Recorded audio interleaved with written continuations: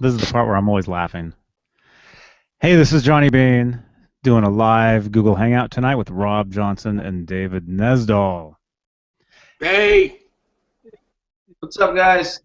what's going on? Yeah, Hey, so Rob wanted to talk about his purple. What'd you call it? purple pacer eater. Yeah. Yeah.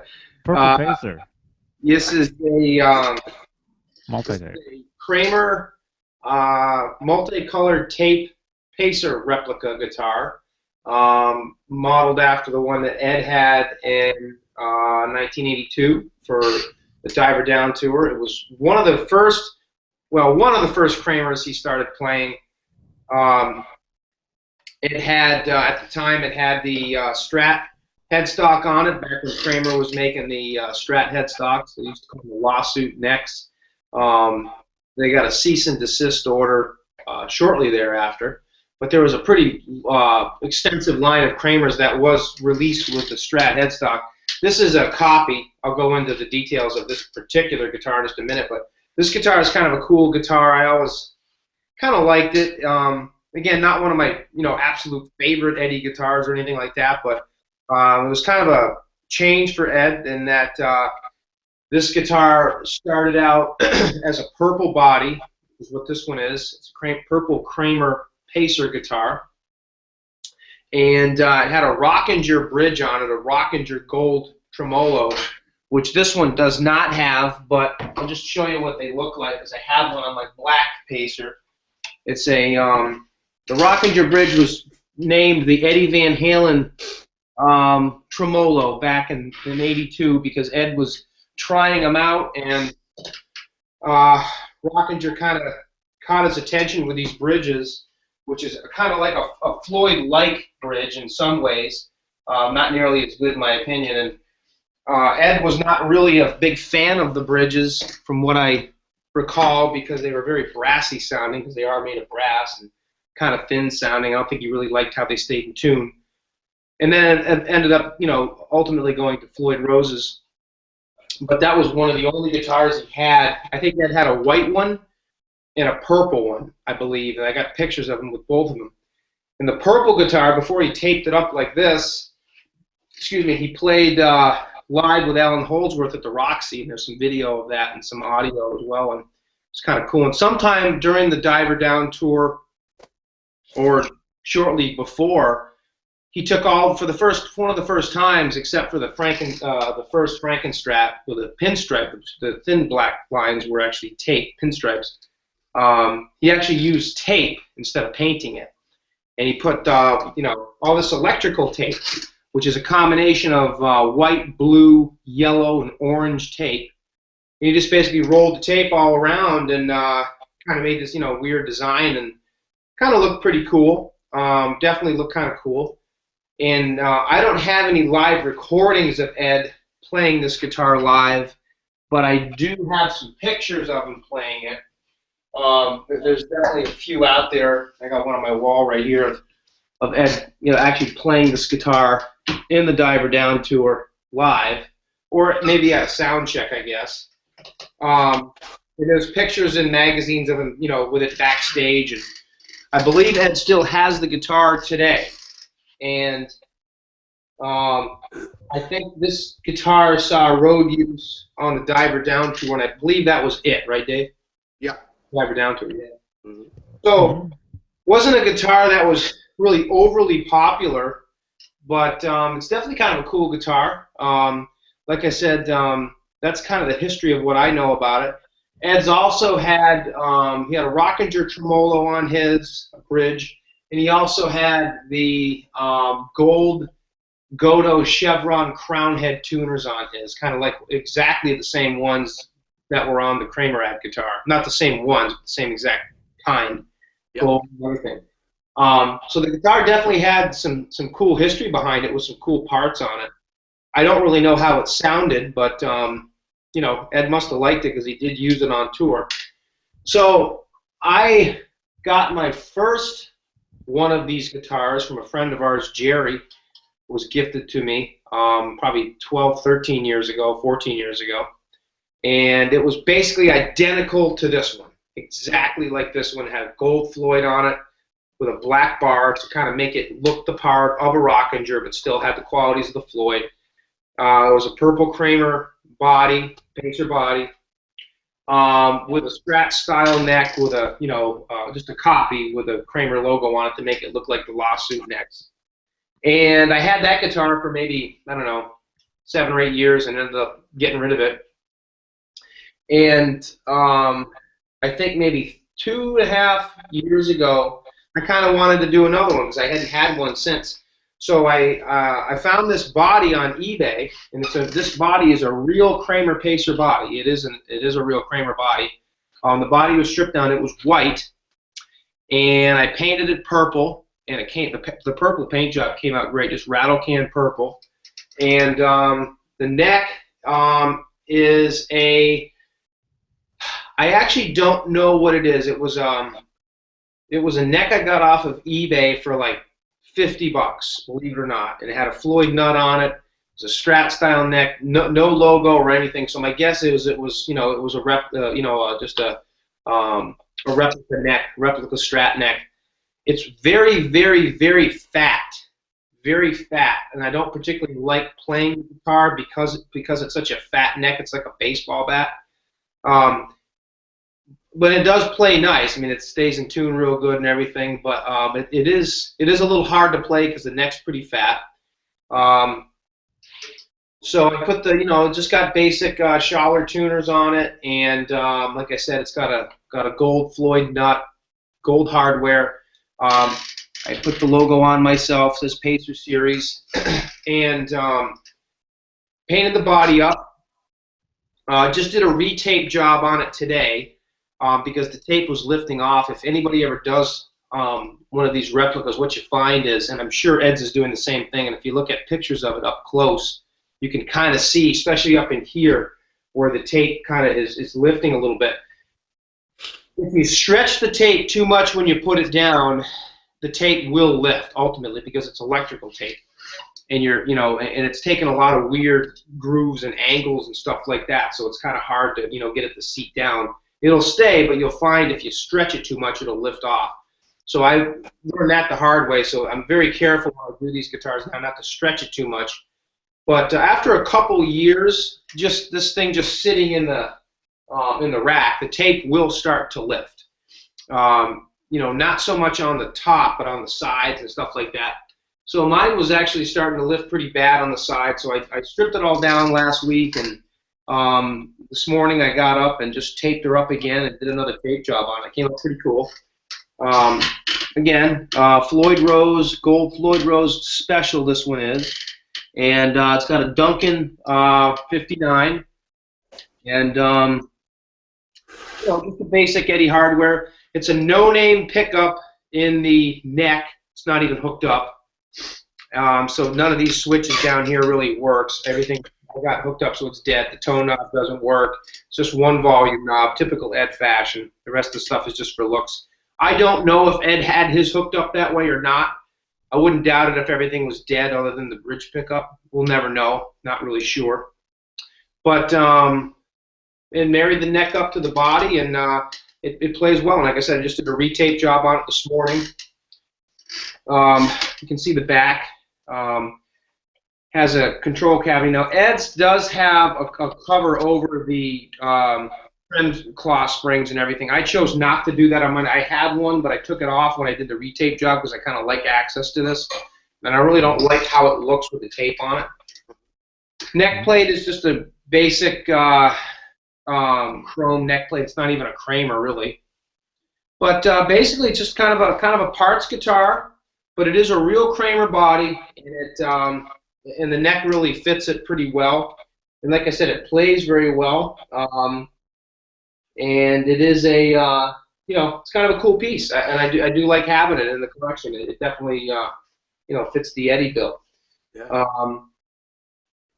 The frets on this neck, I think, they're definitely jumbos, but has a very, very, very fine coating of gloss on it, which Ed's may or may not have had. I don't know. But yeah, that's this. This is the Kramer multicolored tape guitar. Diver down there. Cool. It's kind of cool. I do like it, and I've kind of contemplated over the years of, or last year or so, just, getting rid of this one and whatever, just, but I kind of like it. It kind of looks the part sitting over in the rack. So played it a little bit this morning when I got up after I got it taped up and strung up, and yeah, it's pretty cool.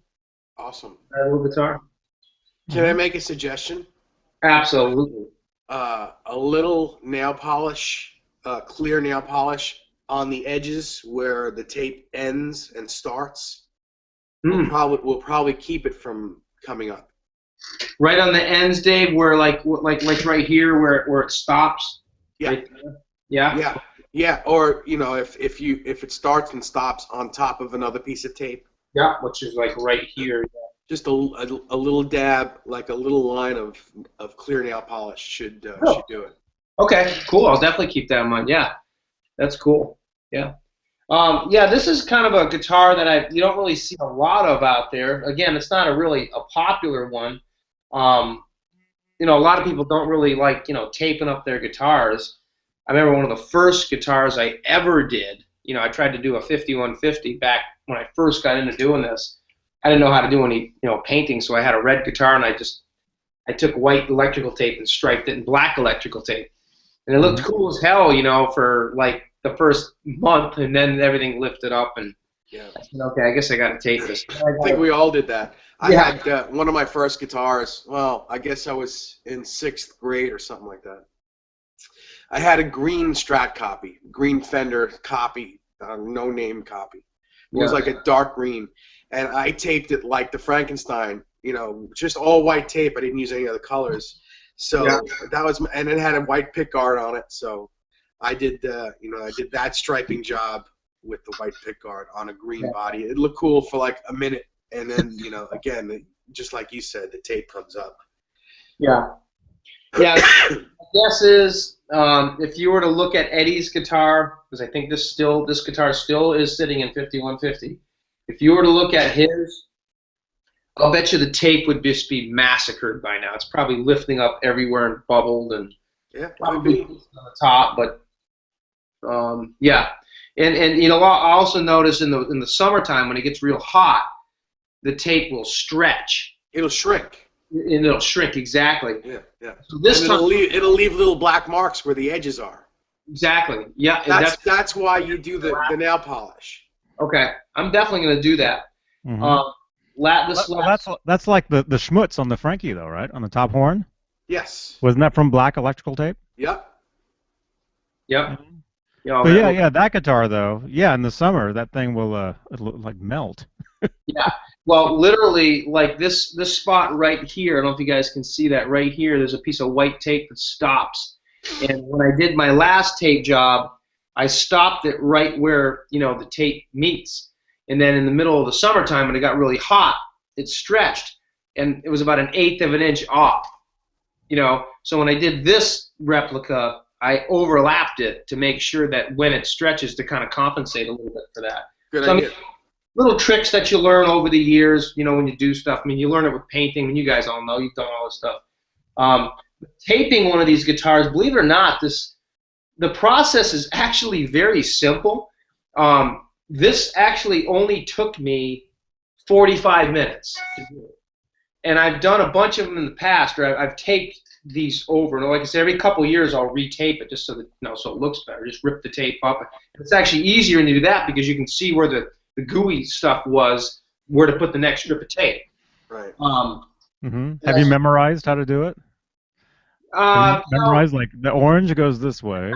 Yeah, no, I always mess up, and I definitely messed up a couple times this morning. But it's a very simple process. It's just you got to kind of really look at the pictures, and I have some pictures I go off of, some close-ups and stuff.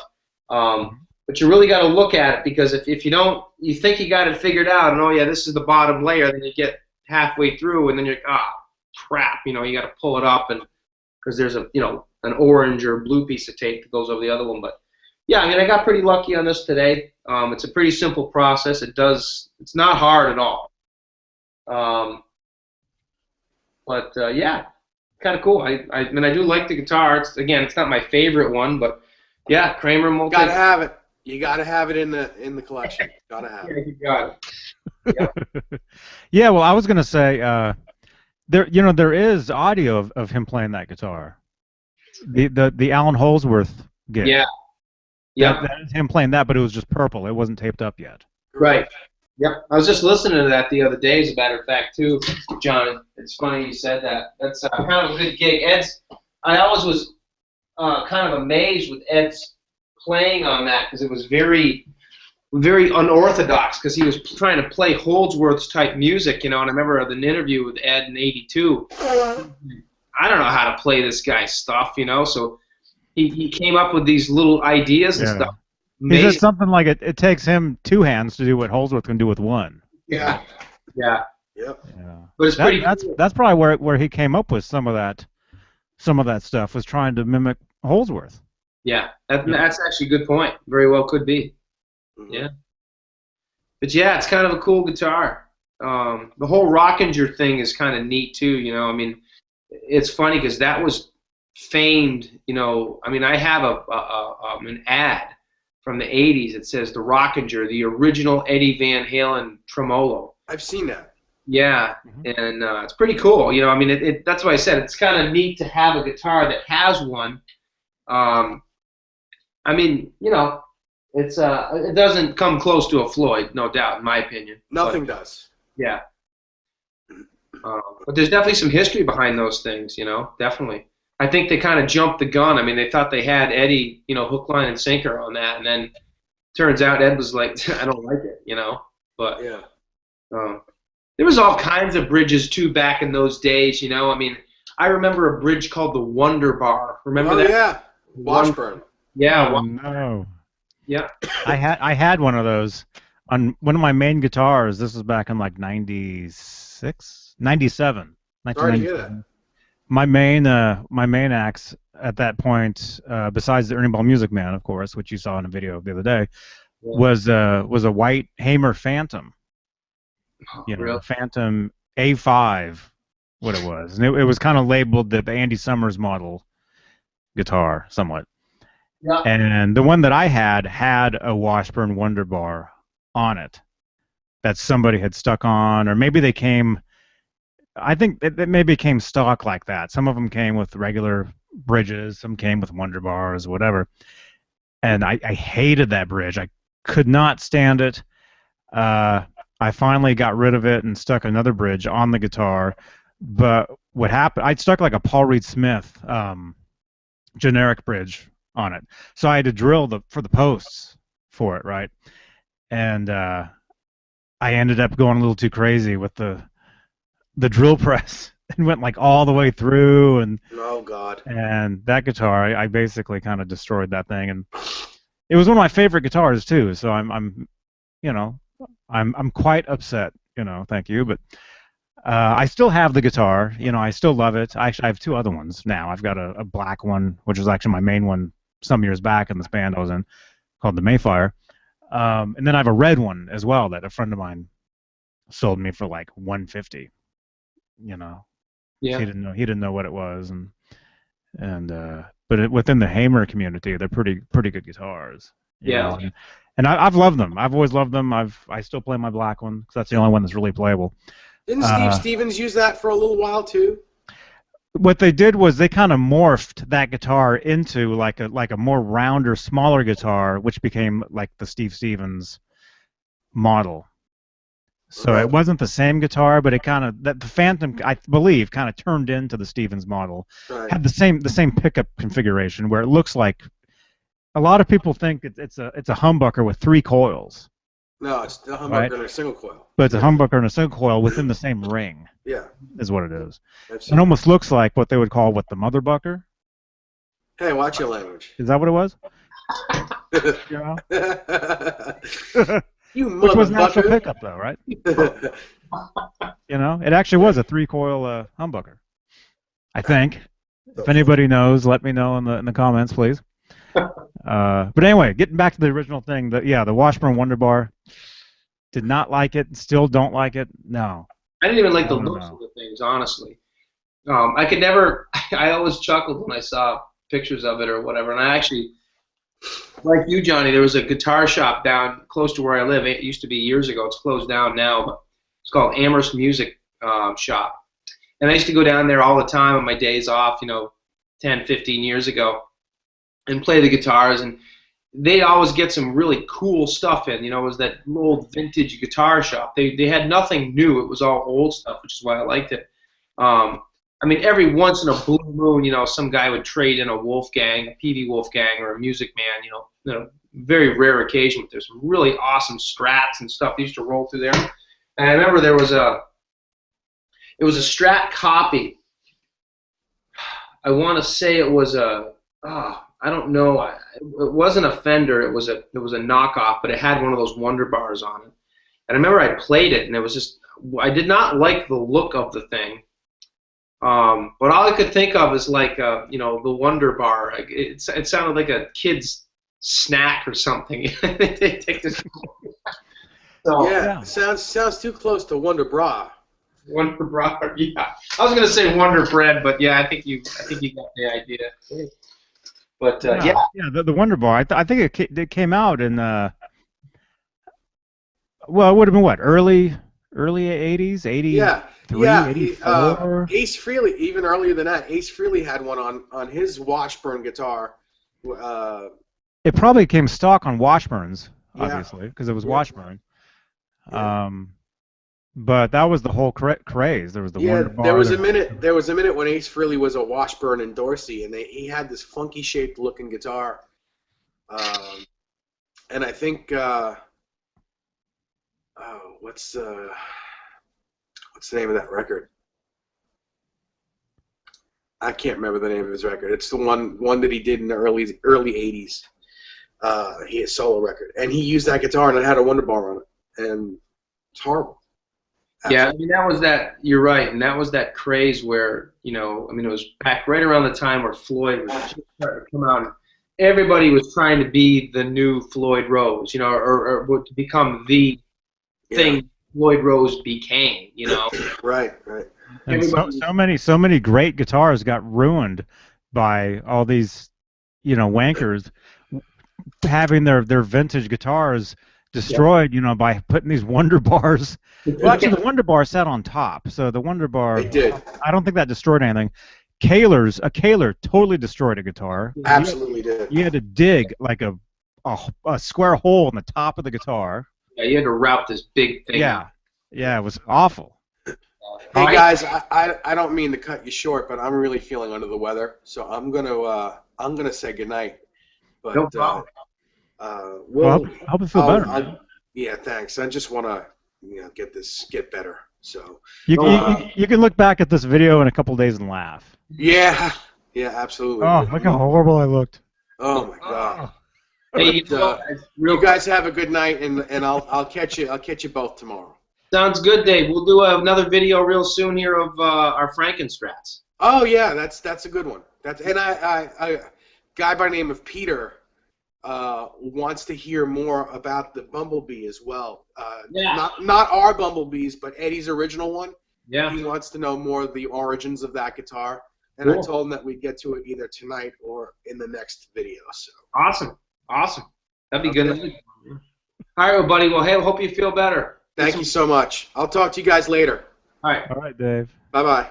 Feel better. Bye. Yeah, poor guy. Yeah, I knew he was sick, Yeah. But, hey, look how much better the audio just got. I know, it's weird. It's like all crystal clear all of a sudden. Yeah, I know. I think the more people that are on here, the more it gets, bunched up, and because you can have like up to like 10 people on here, I think. Yeah. Or that's how it used to be years and years ago, I figured. I mean, I got a few more minutes, and we're probably going to get this one, but since we're just hanging out here for a minute, I figured I'd show you guys my 5150 because the 5150 always seems to be a real good one. And I know people have seen this. I think I've shown it before, but I never really talked too much about it. So I'll just do a real quick thing on this one. But yeah, this is my 5150. I've had this one for I don't know, 7, 8 years, and yeah, it came out really good. It's a lot like yours, Johnny, the GMW. It's just one of those guitars that just feels awesome, you know. I mean, it just everything fits perfect. I mean, the neck, I mean, everything feels fantastic. But this guitar, like I said, I've had probably for like I said, 8 years, I guess. This guitar, this particular one, I did not paint. My buddy Rich painted this one, and the neck is just one of those necks where it's like just second to none. It just feels just amazing. It's got your natural skin oil in it, and it's just one of those necks that just feels phenomenal. The paint job on this one came out amazing. I've done a lot of work to it since then. When this guitar came to me, it was painted up. It didn't look factory, but it didn't have any relicking done to it. So I basically did all the relicking myself to this one. I added all the black stuff in the middle and all the wear marks and everything. It was a pretty simple guitar to relic because it had such a thin paint job on it, like Eddie's did. So the relicking part was real fun on this one, and I'm still looking at it and doing different things to it and whatever. But yeah, it's basically a Musicraft body and a Musicraft neck. It's got the chrome Godot tuners on it, not Schallers like a lot of people thought that Ed had. This is a Poplar body, which there's been some debate. Was Ed's Poplar? Was it Basswood? Whatever. I kind of like you guys tend to believe it's Poplar, and according to Dave, I believe that's what the guy who built the guitar said it was. Yeah, Paul apparently said it was. So I mean, that's good enough for me. That's my, if he says it was, then I'll take his advice definitely. I'm on board with you guys, but yeah, I mean, so this one's a Poplar body and obviously a maple neck. It's no finish on it. The one thing I'd like to do to this guitar is kind of wear the neck down a little bit more. The back is dirtied up pretty good, but the fretboard, I think, I just got to play it more. But it has the right string tree. It does not have the old school nut like Dave's does. Mine just has a regular nut, but it does have the original old school Floyd. And I put a black D-tuner on this one I wanted a black one so it kind of didn't look too obvious, so it would look like the screws on the back of the Floyd. Oh wow, that's a good idea. Yeah. So I stuck the black Floyd, the black D-tuner on just to kind of look like the black screws. Oh, that's a really good idea. Yeah, because mine doesn't have a D-tuner, and I always thought about, well, should I stick one on mine or what? But that's actually a great idea. You can kind of tell. I mean, it doesn't really look that outlandish. No, it like mixes. It like blends right in. Yep, and that's why I did it on this guitar, and just because obviously the era I was going for on this one was like the 5150 OU812 tour era.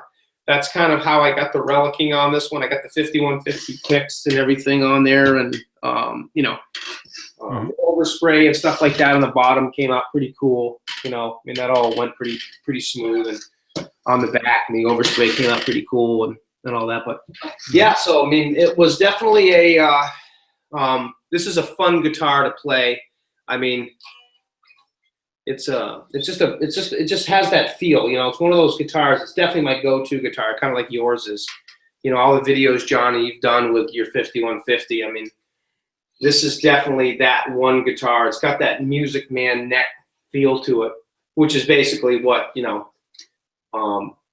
obviously this guitar is basically what Ed used when he made the Music Man neck, from what we all heard. But yeah, so 5150. Duncan. This one is a Duncan Custom. I had a 59 in there, but I liked the sound of the Duncan Custom a little bit better. So I ended up going with that one. I did the total opposite. Mine came with a custom, Really? and I switched it out for a 59. And it's just one of those things, depending on what the wood is like and the dynamics of the guitar and the parts. I mean, yeah, I mean, there's exactly what you've done. I'll grab mine. Hang on one sec. Yeah. Right back. Yep. But yeah, this is a I got the cigarette in the headstock. Actually, I did smoke it years ago. It's the same one that's sitting in there. But yeah, it's just a really cool guitar. I definitely like it. It's got that good feel to it.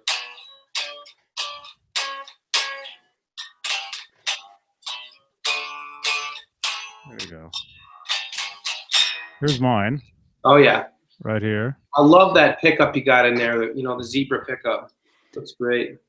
Yeah, that's the Duncan. That's actually an old one too, with no logo. Yeah. Right before they were doing the logos or whatever. Yeah, I mean this is the. I mean, maybe I'll talk about mine now. Yeah, go for it. GMW 5150.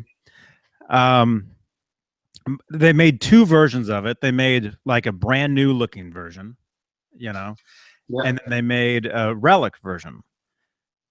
And there's Howie. There's Howie. Hey, Howie. He's shaking his booty. What are you doing? Yeah, he's twerking for you guys. There he goes. He's like, "Oh, it's Grammy night. I better twerk." Oh, and I'm wearing my Grammy hat, by the way. My friend Michael gave me this hat. He's at the Grammys right now. If you see this, hey Mike. He's actually at the show, but yeah, he gave me this hat like a year ago when I was visiting. Are you cool, man?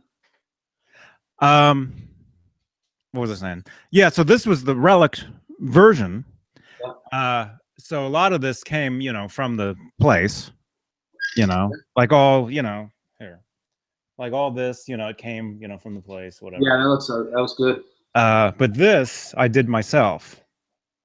Yeah. That and like this right here. Like late one night, I just took like a screwdriver or a chisel or something. And I'm just like, ugh. Grinding away, yeah. And it looks like in person, it looks horrible. It almost looks like shredded wheat or something. Yeah. So I think I kind of messed up. But from far away though, like from right here, it probably looks all right. Looks awesome. Yeah, from a distance, it looks cool. So it does, yeah. Yeah. So what was that? How old is yours, Johnny? This one? Yeah. Well, I got it in 2009 from a guitar show. Oh, Howie wants some water. That him going through digging on his water bowl? He's like, he hits it. Yeah, my dog. Until now he's looking at me. He'll go and he'll be like, "Duh." Yeah. All right, 1 second. 1 second. People are gonna say, "Oh, that's animal abuse, making your dog wait for water." Yeah. He just had some though, believe me, because he just had dinner. I believe you.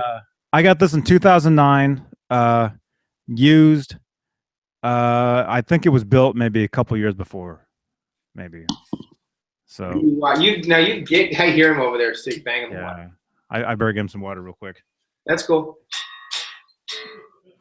But yeah, hold that thought. I'll be right back. Yeah, we got people watching us, so if you want to keep talking to people. I guess. Get him some water. I'm just playing black and blue here. All right, I'll be right there. He's looking at me now. He's like, "Come on, man."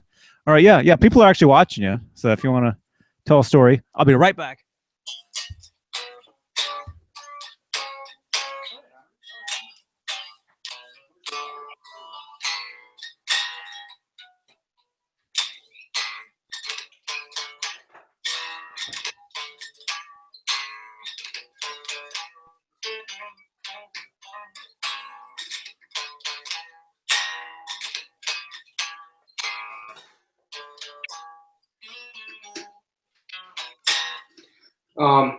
So the 5150 is probably my all-time favorite Eddie guitar, and it's on the brother, the 84.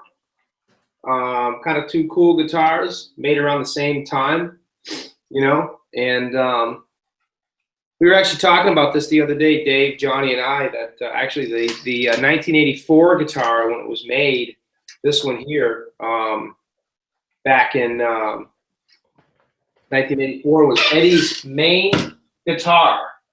By the way, Rob, are you on Twitter? I am not. I used to be, but I'm not. No. Oh, so I can say if any of you guys, anybody watching this, if you have any questions, we're actually live as of Sunday. No, it's Monday. Yeah, it's Right? Monday. Dang, I thought it was Sunday. Yeah, don't make it Sunday because we'll be that much further away from Friday. Oh, now I'm choking. First Nesdal conked out. Now I'm about to die. Nesdal went down and you did. Excuse me. Oh, no, I was going to say we are live right now as far as February 15th, 2016, 8:03 p.m. California time, 11 p.m. Where Rob is, Eastern. We are live, so if you're watching this, if you want to ask any questions, if you have any questions for Rob, for me, for Howie, feel free to, you can tweet. You can tweet me at Johnny Bean. You can tweet Howie at Howie Bean. You know, Dancing over there. yeah. Oh yeah, he's he just had his water. But yeah, if you're on Twitter, if you want to ask us any questions, at Johnny Bean, JohnnyBeane, at Howie Bean, HOWIEBEANE, or Facebook, wherever you saw this on Facebook, just leave a question in the on the page wherever you saw this, and we'll get your question, if you have any, that is. Yeah. But yeah, I was gonna say though, our guitars, they do look very similar. They do. They look very similar. Just You know? looking at yours, I mean, just mine almost looks like a GMW. They really do. Everything looks the same, and from the paint job, the body shape to the necks to everything. Mm-hmm. Yeah, I mean, this is a very fun guitar. I mean, to play, and like I said, honestly, in my opinion, this is absolutely, without a doubt, hands down, the guitar that got me into wanting to play guitar. You know, I mean, I didn't really have much exposure to Van Halen before the 1984 album. I mean, I'd heard Fair Warning, and anything before Fair Warning, I was a little too young. I mean, in 1978, I was only 5 years old in 78. So, I mean, I'd heard some of the songs, and then I think in, 79 and 80, Women and Children First, whatever, I'd heard some more. I remember Everybody Wants Some and The Cradle Will Rock. Mm-hmm. And then, Fair Warning and Diver Down. I started paying attention, Pretty Woman and Dancing in the Streets. I knew all those. But then when 84 came out, it was just like, boom, I mean, I was like 11 years old, and I was like, look at this guitar. This guitar is freaking awesome. I'd never even seen the Frankenstrat before. I just never paid attention, and then, like I said, Live Without a Net came out, and then this thing was just like iconic to me. And then I started paying attention to the Frankenstrat and all that. But this is, without a doubt, the guitar that still gives me goosebumps, seeing this thing and being able to have one and own one is cool. And then getting to see Ed's in 2004 was pretty cool. That was pretty neat. But yeah, this is a cool guitar. Yours looks awesome too, Johnny. It really does. Thanks. Yeah, I dig it. It's a great guitar, and yeah, it's kind of similar to the same stuff you're saying. I mean, you got into to Van Halen way before I did, but I didn't get into them until 84, I guess. 84. Anything before 84, I never saw. Yeah, I really don't remember, or wasn't aware. But yeah, it wasn't for me. It wasn't until really Live Without a Net. Yeah. Watching that video every day after school, coming home. I used to, you have your TV, you got your VCR, whatever. I used to take actually this same kind of setup. I would take a microphone on a stand, stick it in front of the TV, the little square TV speaker, you know, I mean, we're talking 80s, and so the television sucked, right? Oh yeah. And I would have this blasting through like my PV amplifier, you Yeah. know. So I'd be watching the show, you know, with the music just like blasting through my guitar amp, Yeah. you I know. I still remember when that first came out. Sandy comes out. He's like, "Hello, New Halen," and I'm not plugged in, but he's like, you know. Mm-hmm. Oh, dang! I'm about to break mine. Yeah. Yeah, but did you know that's actually edited? That's actually edited. Actually, the first song they played that night, or would have played, was "You Really Got Me." Yeah, and the funny thing about that concert is I have the audio to them playing Good Enough, but nobody's ever been able to find the video of them playing Good Enough that night, the pro shot video of them playing Good Enough from Live Without a Net. From Live Without a Net. From Live Without a Net. I have Right. video of them playing Good Enough from the 5150 tour. And I have the audio from Live Without a Net, but I still have not seen the pro shot video of Good Enough from Live Without a Net. And it's got to be there because they had to have recorded the whole show, or you would think they would have. But Do you know if that song was in the set list at that time? Because that was like a later show, wasn't it? well, I mean, unless well, I don't know. I guess the audio that I have it on my iPod. I listen to it all the time, my iPhone. But I guess it could have been from another show, and they just put it on the Live Without a Net. I mean, You can look up.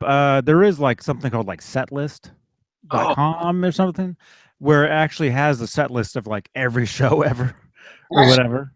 And you could actually look that up and see what the actual set list was or whatever. Yeah, there is professionally there is a pro version, audio version of Good Enough. Yeah, that was released to radio along with Rock and Roll. Yeah. And Wild Thing, which is another one. All right. But the thing is, there's two different versions of Rock and Roll. There's the version from Live Without a Net, and then there was they released as a single. They released Best of Both Worlds when that was released as a single. Then they released a live version of Best of Both Worlds from Live Without a Net. Mario, hey Mario, he says beautiful guitars. Thank you, man. Hey Mario, what's going on, buddy? Thank you, man. Yeah, I'm looking at this right now, Johnny, and they did. It says in the encyclopedia basically says they played Good Enough for the whole tour. That's cool. And that meant he played the 84 guitar. Yeah, he was playing the 84 guitar and had the A bass string on it. Yeah. Yeah. But yeah, what I was gonna say though is the best this is what I think. The single for Best of Both Worlds had Best of Both Worlds live version, which was from Live Without a Net, and then it had a live version of Rock and Roll, which was a different version from the Live Without a Net version. Yeah, see, there was two nights they played, August 26th, 1986, and August 27th, 1986. 2 nights back to back. Veterans Memorial Coliseum, New Haven, Connecticut. Live Without a Net footage is supposed to be filmed, but isn't due to an equipment malfunction. Audio recording exists. And then on the 27th, Live Without a Net footage is filmed, audio and video recordings exist. But I still, like you said, I think they have audio from both nights. And I still say they have some video from that first night too. So one of those nights is the Good Enough soundtrack or the Good Enough song that they did. But yeah, I know the one you're talking about. It has all the different set lists from every single show. Yeah, that's pretty cool. It's pretty cool. Yeah. Yeah. And so there is a lot of different footage available of that. Different camera angles, because there was like a Showtime version of Live Without a Net as well, which I believe might have some different camera angles, and that's edited. Yeah, I have that version. It's on one of my DVDs. They actually play "Addicted to Love," the Robert Palmer song. They did a skit in the middle of Best of Both Worlds, and it's got different I think it's the Lisa Roberts version or something like that. They have different camera angles. It's kind of neat. It's pro shot, but it's got some different angles just from that one song from Best of Both Worlds.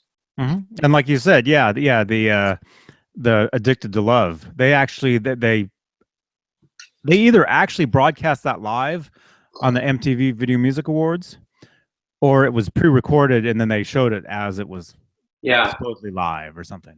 Yeah. One of the things I actually was reading about the other day, and I read this a long time ago, but I'd totally forgotten about it. In the For Unlawful Carnal Knowledge tour, the '91 tour, they never played Ain't Talking About Love, except for like 1 or 2 shows that whole tour. Because I actually have some video, I forget where it was. One of the last shows they did in the For Unlawful tour, they played Ain't Talking About Love. But 99% of the time, they did not ever play that song live for that one tour, which was really strange. Because most of the, bootleg recordings that I have, video and audio, they don't play that song throughout the whole set list. But what's interesting is on the Live Right Here, Right Now, one of the songs is Ain't Talking About Love. So, from Fresno.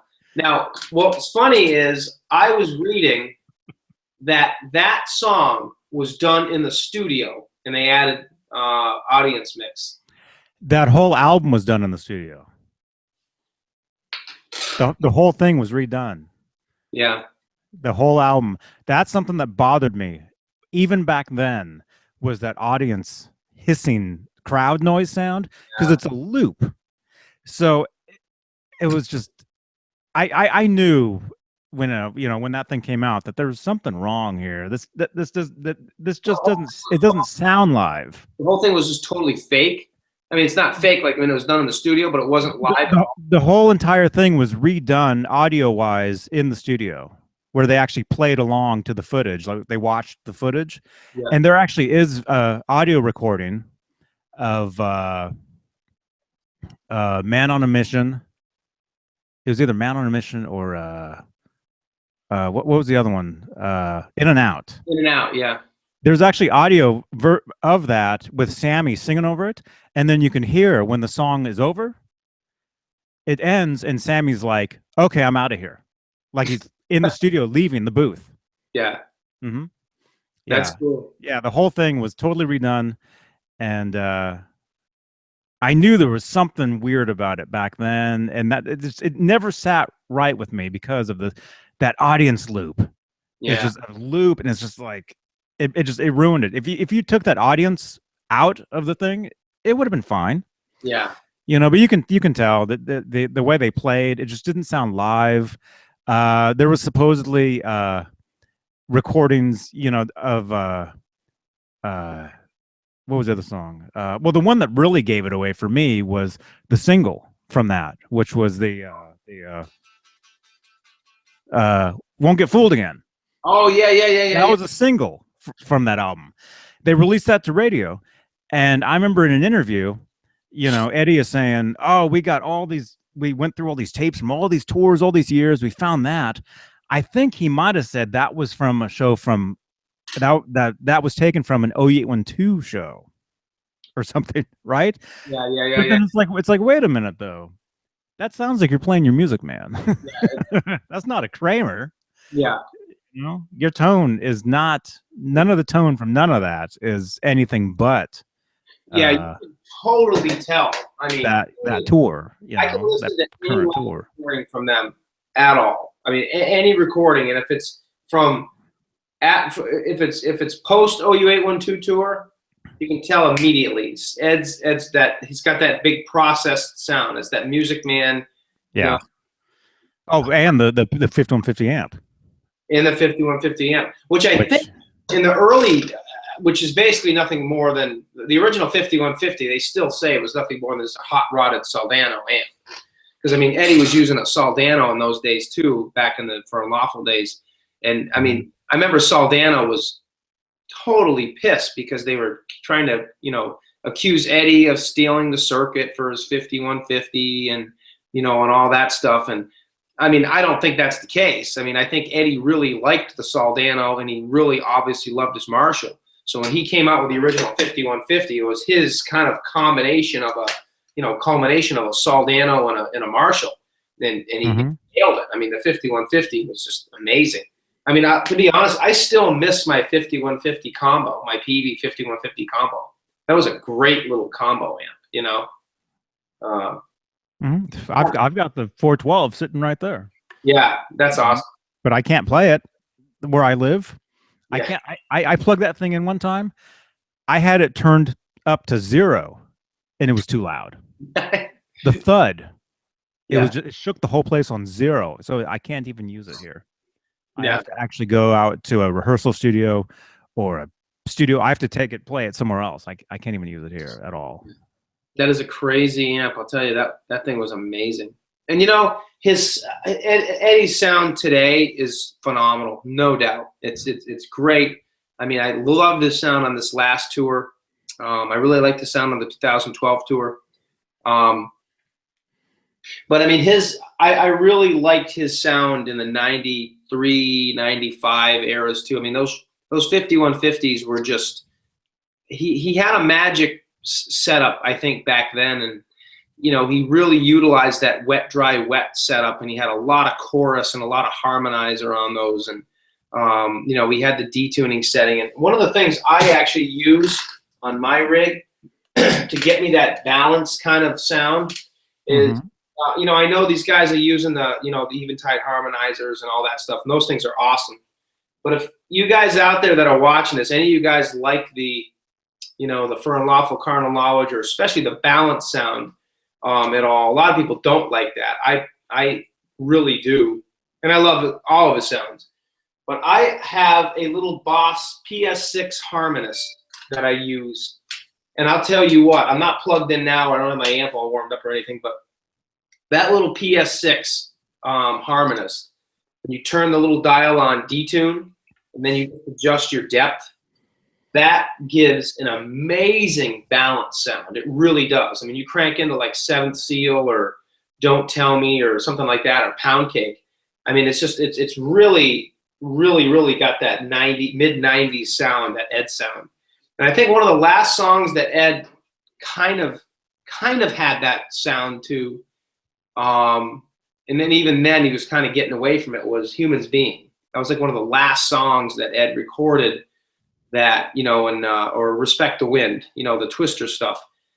That was one of the last times he got that sound. And then when VH3 came out with, Sharon, Ed went back to chords, and, he wasn't using wireless anymore. He cut out all the chorus and the harmony. Oh, he was using on that album, Van Halen 3, he was using everything. Yeah. I mean, his eruption for that album was a sitar solo. Right. Yeah. Basically. Yeah, that's right. Yep. Yep. But there's definitely some cool stuff to talk about in the future too, with guitars and sounds and amps. And I just want to say real quick one thing, Eric Broadbent. I just want to say, if you're watching this, Eric, or if you do see this, congratulations, man, on your sponsor. That's great. Congratulations, and it's well deserved. And can't wait to see what you got cooking up. That's great. And all these guys out there that you're talking to, Adam Reaver and all these guys, just top-notch people with a lot of good knowledge and a lot of good insight.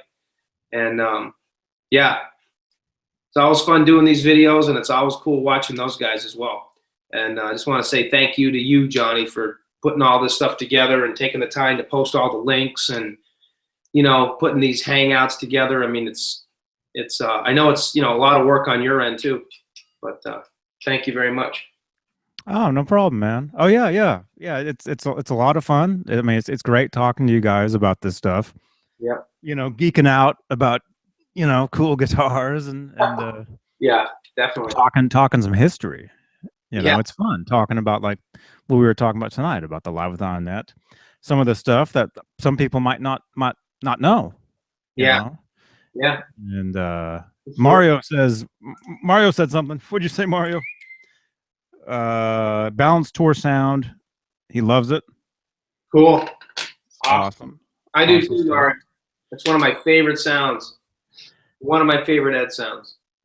if you guys ever have a chance to, if you guys want to hear a classic example of what I'm talking about, and I'm not going to play it on my phone. I have it all on my phone, but I'm not going to play it on my phone because it's just not going to sound great. But when you get off this video from watching this, get on YouTube and type in Van Halen Ain't Talking About Love 95, Wembley Stadium in London. And you will hear probably one of the best versions of Ain't Talking About Love. And it's a classic example of that balanced tone. And it was, like I said, it was in the Balance tour. There's a live recording out there called Blastin', which is from that show.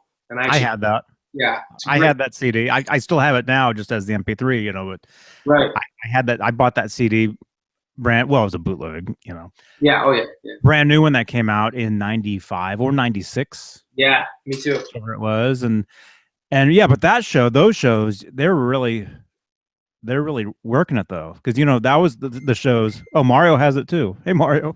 Yeah. You know, they opened for Bon Jovi.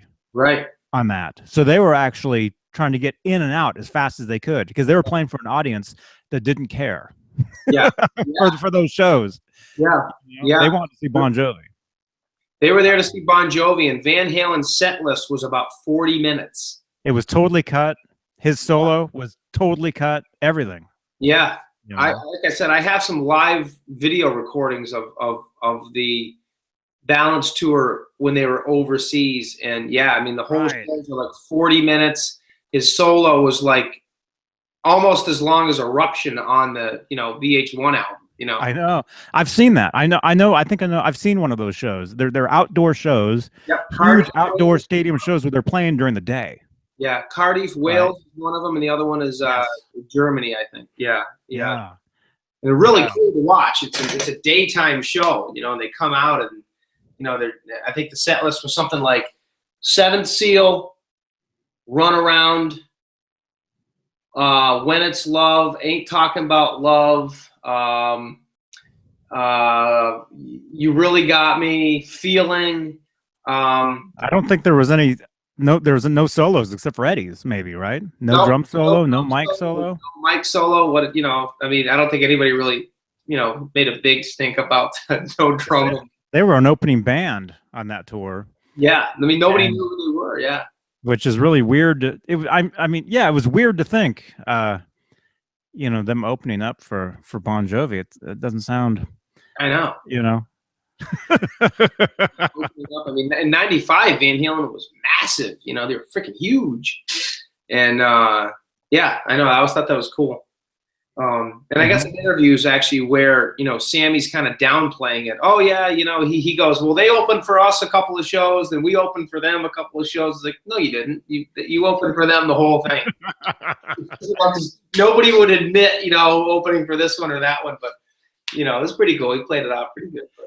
Yeah, but if you want to see or hear Van Halen, from that era, when for us they were the biggest thing ever. Yeah. But if you want to see them really pushing it to entertain an audience, as an opening band, those are the shows to watch. Oh yeah. To listen to, the energy. Sound was just I mean Eddie's hip was all busted up back then, so he wasn't jumping around as much. Matter of fact, there's a couple at all. Yeah.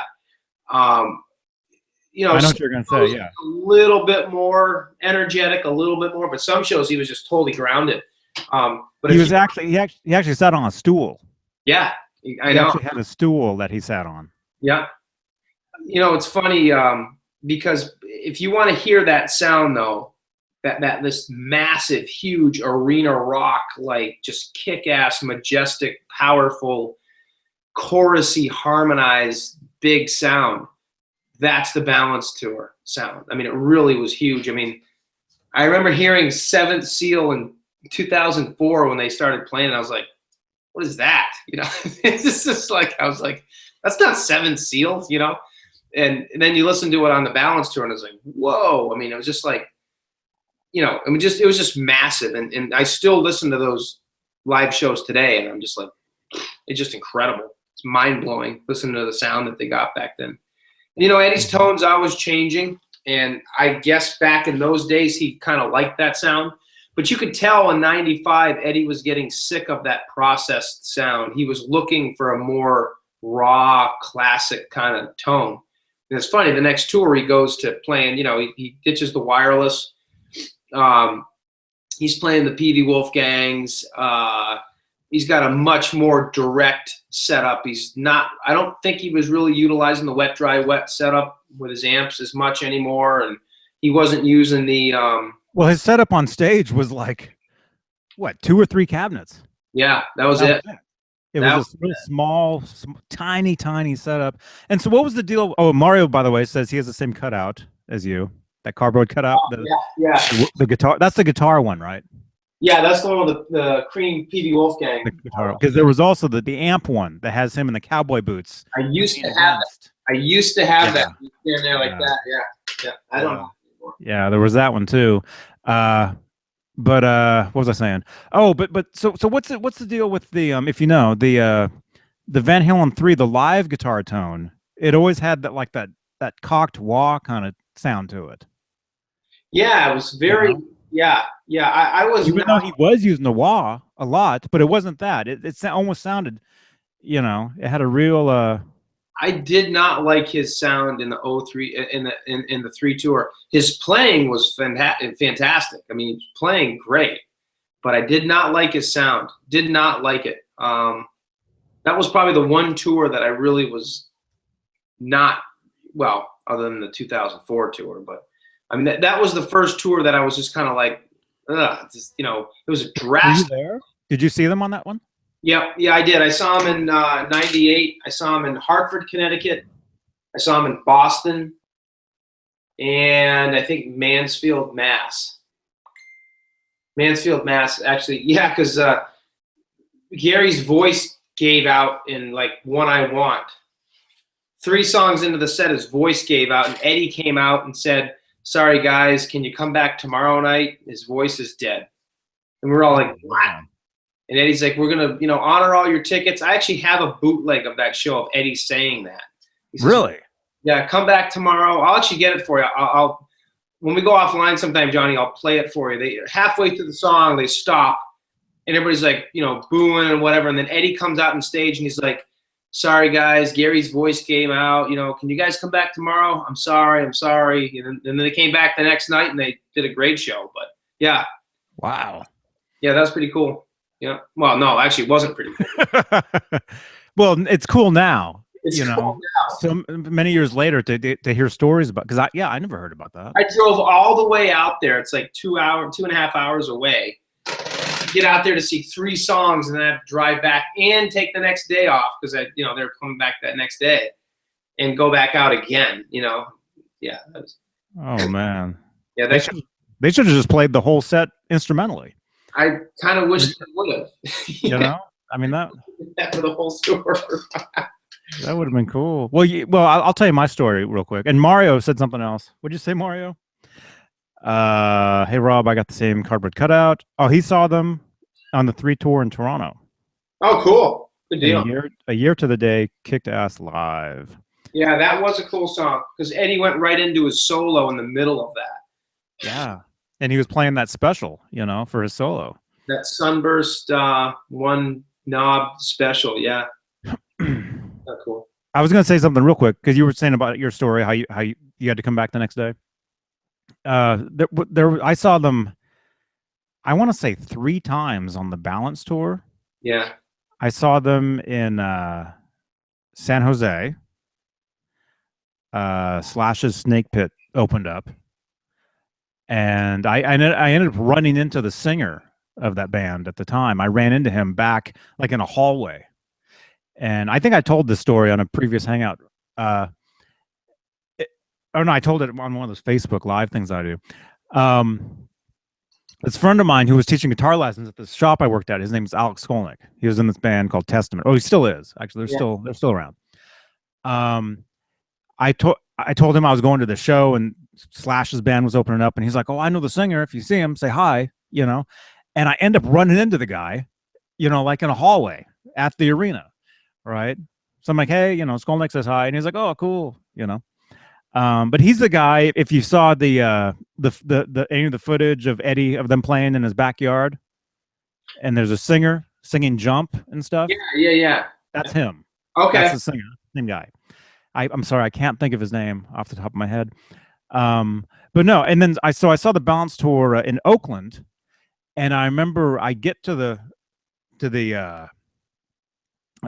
venue, the Oakland Coliseum. I have that on video, the Oakland show. The Oakland show, and that's for those you diehards, that's the same arena where they filmed the three 81 videos. Yeah. Unchained, So This Is Love, Hear About Later. It's the same place. Anyway, we pull up and it says the show was canceled because somebody is sick, right? And this is before the internet, so you're like, oh, so you just have to go home, right? And then like a week later, I still have the newspaper. A newspaper article comes out in the local paper, San Francisco paper, saying that Eddie Van Halen was detained at Burbank Airport for having a loaded gun in his carry-on. And that was while he was on his way up here for that show. Yeah, I remember. I have a interview with Raz in '95, and they asked Eddie about that, and he's talking about the whole thing. Yeah. Mm-hmm. Yeah. That was coming up to that Oakland show, huh? Yeah. Oh. Yeah. But then when they finally did make up that show, the Oakland show, which was great, the opener that night was Collective Soul. No, it was Shaw Blades, which was Tommy Shaw and Jack Blades just playing acoustically, basically doing Damn Yankees, doing Styx, doing Night Ranger. Yep. Just the two of them, and then their drummer, whoever their drummer was at the time. And they're basically, I mean, Jack Blades is local, so they would have been just like a local, almost like a local band jumping up there and making up that show. What was your opinion of their sound back in Balance, seeing them live? I thought it was great. Yeah. I thought it was great. The only thing about, well, I'll tell you, my favorite shows, and since we're talking about Van Halen, as far as Van Halen shows, my favorite shows are the outdoor shows. Yeah. Because the sound is so much more open. Right. You can actually hear everything. When you go to those Coliseum shows, it's so bassy, so loud, you can't hear anything. All you can hear is bass. Yeah. Yeah. So when I saw them at the Oakland, the Oakland, show, Balance. I mean, it was great, but I'll tell you, probably the best shows I ever saw, besides the last couple shows from the last tour, would have been the outdoor Right Here, Right Now shows. Yeah, I heard those were amazing. Those were the best out of all the times I had seen them.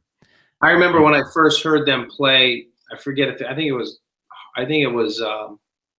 might have been Mansfield, Mass again, and they played Unchained. I was like, whoa, they're playing freaking Unchained. I mean, who would have thought, I was like, damn. That sounds like no big deal to anybody right now who wasn't even born then.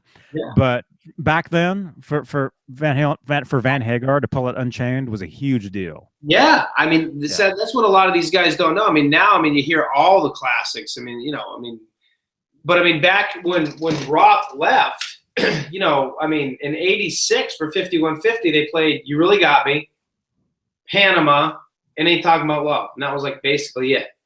And they occasionally. Huh? They played Jump occasionally. Yeah, they did. Have some guy from the audience come out and sing it. Yep. Sammy would pick up some kids from the audience and sing it, and I've heard bootlegs of that too. Yeah. And then in OU 812 in '88, they did You Really Got Me, Ain't Talking About Love. They were always faithful with that one because Ain't Talking About Love is probably my favorite Van Halen song ever. That and Unchained. But and all of a sudden they're playing Running with the Devil, and it's like, whoa, Running with the Devil. Where'd that come from? They did Running with the Devil on the Monsters of Rock. Yep. And some songs they played back then you don't really hear much of, or you don't really hear recordings of. They played Cabo Wabo. Yeah. Where Eddie actually pulled out, I believe, maybe the 12 string. You I've know? I've actually got some video somewhere of him playing that on that 12-string Steinberger, that OU812 Steinberger, I think it is. I'm pretty sure. Hmm. I think maybe I'm mistaken. No, I take that back. He's actually playing. It's the Buffalo '88 show where they're playing in Buffalo, New York, and Eddie again breaks a string on his Kramer 5150, and he plays "Ain't Talking About Love" on the Transtrim, the Steinberger Transtrim, just like he did on Live 11F. Mm-hmm. Interesting. I was just watching that the other night, and then basically he went through For Unlawful Carnal Knowledge, where they pretty much played almost no Roth songs, and then all of a sudden we come to Right Here, Right Now, and it's like, boom, they're cranking out Unchained. It's like, whoa! I mean, nobody heard Unchained since '84, literally nobody. Mm-hmm. Mm-hmm. And Well, because that was basically a greatest hits yeah, tour. I mean, it was a record. It's so weird because it was a tour for a live record that really wasn't live. For the previous tour where the set list was totally different. yeah, You know. yeah, yeah. I know, it's funny, and yeah, and I even have some audio of Balance when they were playing in Japan, where Eddie was ripping into Unchained, just the opening riff. I mean.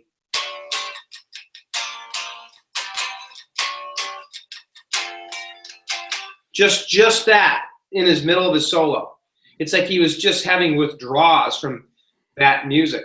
And I also got some stuff from Balance sound checks when he played Romeo Delight, Mean Street, Unchained. He was. You could just tell Eddie was getting really antsy. He wanted to play those songs again. And as a matter of fact, in one of the Tokyo shows, at the end of One Way to Rock, when they'd rip into the opening lines of Running with the Devil, they would do that, for a couple minutes before, or no, it was at the end of Jump.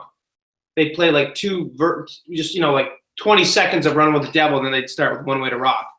And Sam would get mad, and he'd come out with his red Music Man, and they'd rip into One Way to Rock. Well, Ed and Al actually started playing Unchained, the song. And Sammy had no choice but to start kind of singing along, and then Ed just kind of let it go, and they ended up playing One Way to Rock. But you could just tell then at that time Ed was really wanting to play those songs again. And you could see I'm sure that had a lot to do with the headbutting and, whatever. I mean, we'll never really know, I'm sure, but you could just see he wanted to play those songs again, Mm-hmm. They would jam on a lot of that stuff, kind of like what you're talking about. Of course, the Toronto pay-per-view. Yeah. There was some footage released that wasn't in the pay-per-view, professional footage of them doing what was it? One Way to Rock? Yeah. One Way to Rock. When you talk about love, and you really got me. What was but anyway, they start jamming on I want to say House of Pain. Yeah. Was it House of Pain? Yeah. House of Pain jam, yeah. Something like that? A few times in the Balance tour. At the end of at the end of Jump, or yeah. Yep. But going right into One Way to Rock, I think. Yeah. Or right. Like it was like a segue into One Way to Rock. Yeah. Yeah. Yeah, it's definitely pretty cool. And like I said, a lot of the the newer Van Halen fans, they're like, what are these guys talking about? They've been playing these songs for, it's like, no, they haven't. The last few tours with Roth, yeah. I mean, they play all the cool songs, but there was and I love the Hagar era. I really do. I mean, if Hagar ever came back, I always said the songs that I would want to see Van Halen play again, if Hagar ever did come back, whether he did or didn't or whatever, would be Good Enough, 5150, Summer Nights, AFU, Judgment Day. I mean, I got a list of Don't Tell Me, Seventh Seal, Amsterdam, like songs like that. Like, I think would just be so cool to see Ed play again. I don't know. Kind of interesting to see, all these guitars that, you know, are kind of coming out of the closet, so to speak. You know, Ed Steinberger Trans Trem has been reworked, and you know, I'm sure he's playing it, and you know, I don't know, it'd be kind of cool to see some of those songs get released again, or get, you know, get taken out of the vault for live use, you know. Mm-hmm. Whether or not anybody's singing over them at all, I just assume see him playing an instrumental, you know. But Mm-hmm. Yeah, to hear a lot of that stuff that we haven't heard, and you know, so many, well, over 20 years, yeah, yeah. almost 30 years, or whatever, you know, however long it's been. I don't know, but So, I know what you mean, though, man. 'Cause there's a lot of great songs, great music. Because like you, I mean, I love it all. I love everything that they've ever done. Uh, Although I'll tell you real quick, the first first couple songs I heard of theirs, where I heard them the first time and didn't really like them, was like "Man on a Mission" and "In and Out." I Yeah. heard those songs. They did a live from 5150 broadcast over the radio, where they played most of the album over the radio before that album came out. Oh, it's like that Westwood One thing. Yeah. Westwood, yeah. It was one of those Tommy Nast, you know, Yeah. things. Yeah. And I have a cassette of it that I taped off the radio way back then, and I found the tape. I was going to transfer it over to MP3. Because in between songs they're like talking and joking, and you can actually hear Eddie like playing his guitar just like this, you know, like doing stuff like that, you know. Well, I'm gonna break this thing, dang. You're gonna have to make me one of yours, man. Yeah, you know. Yeah, there you go. But anyway, so yeah, so there's two songs, "Man on a Mission," "In and Out." When I first heard them on the radio, I was like, those are two songs I was like, didn't really dig. But it actually wasn't until I heard them, well, I was just telling you about the recordings of those, where they were reworking them for the Right Here, Right Now album. Yeah. You know, because you can hear them instrumentally without the singing over them. When I heard them instrumentally, I was like, so much better. You know, and I've never actually ever said that about a song, about somebody singing over something, because I love Roth's voice and I love Hagar's voice, but just hearing the stuff that hit the news desk back a month or so ago, you know, when I heard, you know, Big Fat Money instrumentally, this is a song that I never really cared much for, and I heard it instrumentally and I was like, wow, this song rips. You know, it's just kind of cool. You're right, totally right. Yeah, hearing that stuff instrumentally, it's too bad they couldn't keep putting that stuff out, the news desk, because yeah, you hear that stuff instrumentally, and you hear stuff that you know, because the singing covers up a lot of stuff, and you hear stuff that, you know, even though if you'd heard those songs the past 20 years, like for instance, "Not Enough," you can actually hear some fretless bass on there, which I had never noticed. I knew it was there, but I never noticed it. You're exactly right. Exactly right. I like you said, I wish there was a way to hear all that stuff without the vocals, just to check it out. It kind of gives a new dynamic to the music again, you know. I mean, there's some instrumental stuff, some guitar track stuff that's on the internet. Dirty movies with no vocals, and you know, some of the older songs, and it's just like, wow, it just sounds incredible. I mean, some of the riffing that's going on in there, and the breakdowns. When I first heard it, I was like, oh, that's what he's doing. You never really hear it. And you look at the tablature and stuff, you can, you know, okay, you kind of play it, but to hear Eddie do it, it's like, oh, okay, now I know what he's doing. And some of the stuff is just genius. You know, the way he came up with these chord progressions, and it's unbelievable. And to hear the ending to some of those studio tracks that you never heard, because a lot of those songs, they would fade them out on the albums, you know. But to hear like the ending of Mean Street, you know, I heard it, the actual ending to the studio recording of Mean Street, to hear the end of Cradle Rock, you know, the end to Jump, the Dance the Night Away, you know, you can hear the ending to all these songs that you never heard before, like all these years, you know. And it just kind of knocks you off guard. Kind of like what I was talking about the other day. I did a guitar lesson for that dun dun dun dun. Oh, growth. For growth. Yeah. How's it go? I'm gonna have to watch my own video because I can't play it.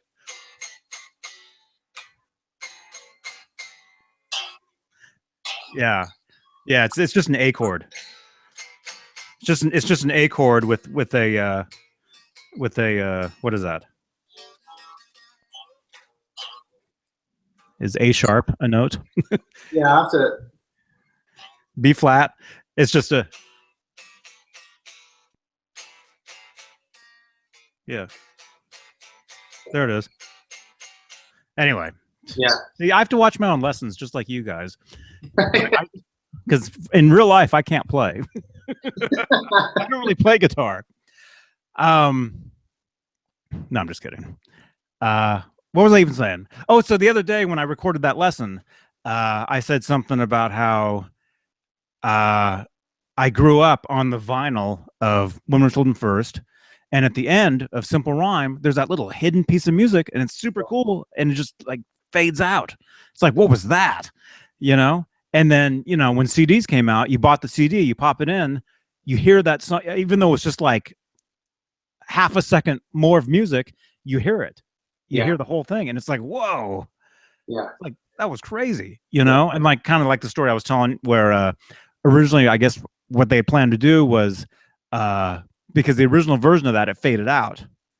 They were going to fade back in with the next album, the same music. And it might have been like a whole new track. Like it would have gone into like a song. Yeah. You know, and of course, you know, they fade in with the Mean Street, you know, intro and then whatever. But yeah, so same kind of, it's just, I don't know what I'm saying, but it's just cool. No, I know exactly. I know what you mean. And I can really play guitar too. I was just kidding about that too. I know you can. Hey Johnny, I'm gonna wrap this up. I'm cool here, and I got to get up early, so I'm gonna. Cool. Actually, I need to go because I actually do need to play guitar. I have like two. I'm recording. I'm actually recording guitar for a friend of mine's film, and I have to put some guitar into these tracks that he's sending me. And, so I have to do that, and then I just promised to this guy in England I would put some guitar over one of his tracks. So I do have to play. But I'm sorry, I'm not going to be playing this. Yeah, these are both going back in their racks, that's for sure. So. I don't know what I'll be using. Oh, I'll be using the PV Wolfgang. There you go. There you go. That's what I'll be using. Yeah. So cool. Once I get my Wolfgang back, I'm gonna do a video on my Wolfgang with the new kill switch installed. So nice. Yeah, we'll do a video on that. Yeah, yeah. Well, hey, this was fun. It's always great to talk to you, and it, you know, I hope Nesdal, if you're looking at this, we hope you feel better. I think Nesdal's staring at the back of his eyelids by now, probably. Hopefully. Oh, that's scary. That's creepy, man. Dave, we love you, buddy. And I hope so. Yeah. Thanks for watching. Thanks. Like I said, we're having fun. We're going to be doing a ton more of these, and keep asking questions, and we'll keep answering them. But thank you to Johnny for putting all this stuff together. It's just have a great time talking to him. So.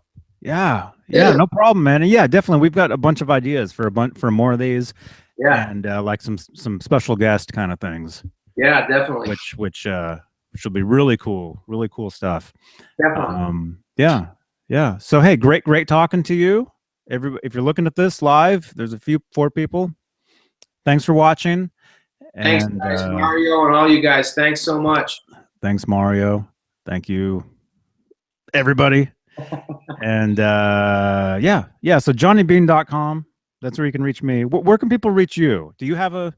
Yeah, just my Facebook page, Rob Johnson, or my YouTube channel, which is right on here. So you guys check out my YouTube channel, and there's all kinds of cool stuff on there. There's firearms stuff on there, and because I'm a firearms instructor as well, and guitar stuff, and I'm going to be putting a page together for my dog Rogan. You know, kind of like Howie. You know, Howie's got his own page. So.